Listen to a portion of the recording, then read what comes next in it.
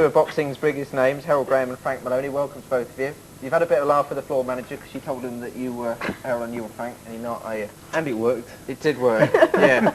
It only as long as I got a fight. Yeah. Right, okay, so we'll talk about those girls in a minute, shall we? Whenever you like. Yeah, we'll talk about them in a minute. Find out what exactly has gone wrong with that. But Herol, you spent 4 years out of the ring. What made you make it come back? Well, I was missing the sport.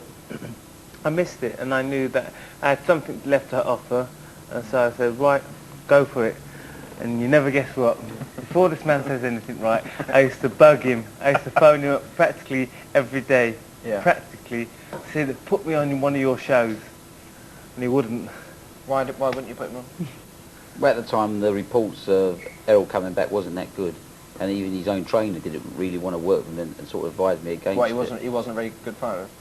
Oh, he's a very good fighter. But he wasn't doing very well. They just said that he probably lost his edge and probably at the age when he should be drawing a bit of a pension instead of in the ring with with the younger breed of boxers. What is he now? What, about 40 years, is he? 46. Is he? Yeah. Yeah, 46. He looks it, He's not doing bad, is he? You said that you missed the sport.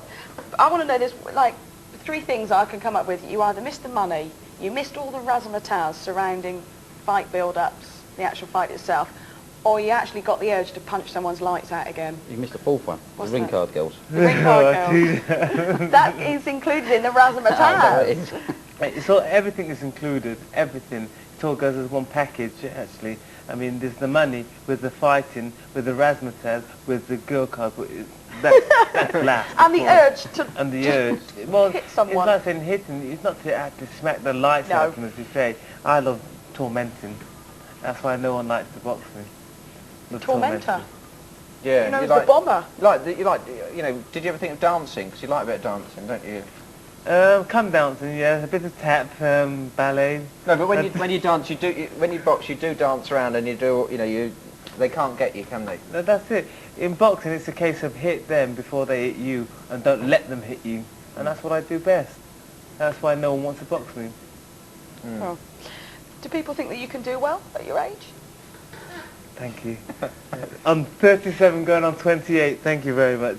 That's all right. Well, Linford Christie, he's only just retired properly, again, for the last time properly now, hasn't he? I mean, he's proved that you can go on in this field of sport. I mean, I've been training all the time as well. From the time I retired, I've never stopped training, and so it's not a case of starting from the beginning again. Can I say you look all right from where I'm sitting? Do you want me to move? No, it's all right. You stay there. You look all right too. Oh, thanks. No, I mean, the thing with Herol is he has actually delivered the goods, so you can't question him no more. His last fight was against an undefeated prospect, 15-0. He was ranked number 4 in the world, number 4 or 6 in the world. He won a bronze medal at the Olympics and a gold medal at the Commonwealth Games. And everyone, even the Border Control, said the fight was dangerous for Herol Graham, that he shouldn't be in there. It was a risky fight, and Herol stood the kid on his head. Well, not only stood him on his head, he knocked him out. So you can't question Herol's comeback. I mean, he hasn't been fighting like, let's say, like some of these young prospects that are promoted and managed by other promoters. He hasn't been fighting road sweepers. He's actually gone in with a real live body and come out victorious and proven that he should be in the ring, and now he should get his chance to fight for a world title. So who would you like to fight, Herol? Oh dear, I'm glad he said that. Did you have this guy on this programme called, I don't stutter at all, no. Steve Collins, that's right. I'd like to fight him. There's Steve Collins, there's Robin Reed. There's loads of guys I'd like to fight, if they want to fight. I mean, I am 37. Come on, guys. 37, going on 28. But I've got a great fight. The other guy wants to make a comeback, Chris Eubanks. You and Chris Eubanks is a real natural fight. Oh, Chris would never fight me. We could call he it. Would never we fight could call me. it the title for he the would old age never pensioners. fight me. Okay, right. He should. He knows me already. He's hard with me. We had Steve on the show a couple of weeks ago. WBO super middleweight champ, Steve Collins, the man you're talking about. We had him on the show a couple of weeks ago. This is what he had to say about future fights. I'm looking for the big fights. I want the Jones. I want the Frankie Lads. I want to go and fight for the heavyweight title. I want the challenges. I don't like these fights that don't give me a element of fear. You know. I don't know. I'd love to fight Jones. What about the domestic front? Robin Reed or Bomber Graham's come back into it now, wasn't he? Had a good fight recently. Well, what do you want me to say? What are you asking me? No, do you think that kind of fight would generate the money for you? Would it be like... You must realise, it's no point in me asking for a fight. The public have to ask for it. The public say, yes, that's a fight we want to see. Yeah. Then it happens. The public would like to see you against Eubank. Would they? Well, then great. Well, let it happen. You must really see, if the public want to see it, the TV networks are wise people. They know what the public want. If they say the public want that, we'll give it to them. Yeah. So when they get on the phone and say, it's now time for that fight because the public want it, I'm going to give it to them. Then it'll happen. Okay, so there he is. Let's stick. You can turn around now. Frank's finished, mate. It's just the fish now. There's nothing on up there now. That show's over. So Herol, I think you'd like to fight him. He probably would like to fight you. Yeah, exactly. What the public wants it. Of course, the public wants it.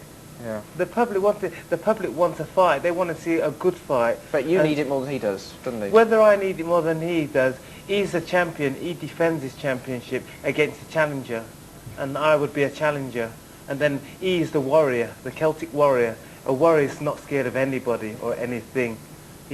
Surely he's not afraid of me. I mean, I like the guy, but he's not afraid of me, surely. I don't know if he knows that an offer was actually sent to his promoter for him to fight Herol Graham. So we don't know if his promoter has passed it on to Steve Collins. Because knowing Steve Collins, he doesn't normally turn challengers down. And what he said, the public liked the fight. This is a natural fight for the British public. It's a natural fight for British television. Herol Graham against Steve Collins. You know, it's a fight that can be easily made with just a phone call from each camp and a little bit of negotiation. Why don't you do it then? We're trying to do it, but Mr. Warren doesn't return faxes or pick up telephones. Go around and see him. It's a long way up to Hertfordshire. Go on, I get lost when I go out of London. Pick a camera 2, and just give Frank a message. Go on. Frank, Herol's sitting here. Sky would love this fight. I'm sure we can make this fight. Let's get together. Let's get around the table tomorrow and let's just make this fight for the British public. It's a great fight for the British fans. It's a great fight, if I can mention it, for the pay-per-view television market. Yeah, cheers. Thanks for mentioning Sky. No, that was really good of you. I didn't mention Sky. I said pay-per-view market. You can put it on pay-per-view. Oh, right. Channel 5. I'll whip the Sky as well. Yeah, it's all right.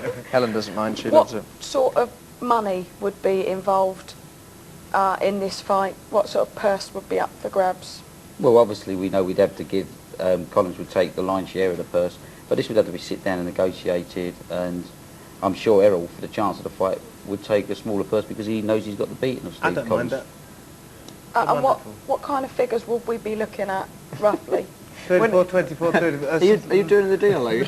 I just want to know. I'm interested, What I've got to do, I've Jeremy. got to plead the Fifth Amendment at the moment till we sit down and see what stadium's available, what fights available. Oh, how much? Come on, Frank, how much? How much, Herol? Really, you're the promoter. I'm the boxer. Depending, I think it's maybe $500,000 to Collins and a small percentage to Herol here. 20 quid to Herol, something like that. I'm sure Herol would take it for that, you know, because he really does believe in his ability to beat Steve Collins, and it's what comes after that fight that counts. Yeah, but he's a big puncher though, isn't he? I mean, I know you'll keep well away from him and everything, use all his skills, but it's a fearsome bloke. Was a big puncher. Chris Johnson was a big puncher. Lyndall Holmes, big puncher. These are guys I boxed in the past. They're all big punchers. Chris Johnson, the guy that Herol knocked out on his last fight, was a name that was put forward for Robin Reid in one of his first defences, and the Robin Reid camp turned it down. So it shows you. And I watched your last fight on the telly, and all the commentators were going, they were all a little bit surprised, I think, by just how good you were. Well, I've never doubted myself anyway. Yeah. It's a case of, I had to prove myself to the public. I don't like going out to prove myself, but in this case I had to, because I want a world championship fight. But there was always a bit of a doubt, wasn't there? Because when you tried to come back 4 years ago, didn't you fail some sort of test or something? Yeah, there's a psychometric testing which I had to go through. Yeah, what is that? Control. It's like it's where they test your ability of your subconsciousness. It's an adding test. It's a memory test. It's things. You know, if you want to be a professor, you take this test. Didn't a few journalists fail the test as well? Oh yeah.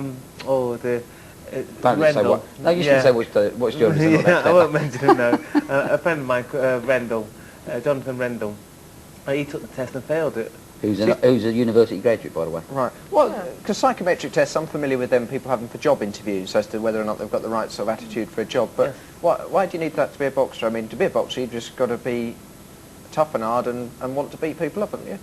Well, I mean, they're going to say, oh no, you can't be a boxer, you're not a nice bloke. Well, that's a requirement, isn't it? Well, they reckon it's more than that. And Yeah. anyway, I passed the test in the long run, and after about the third time round, and they gave me my licence back. Hence me fighting now.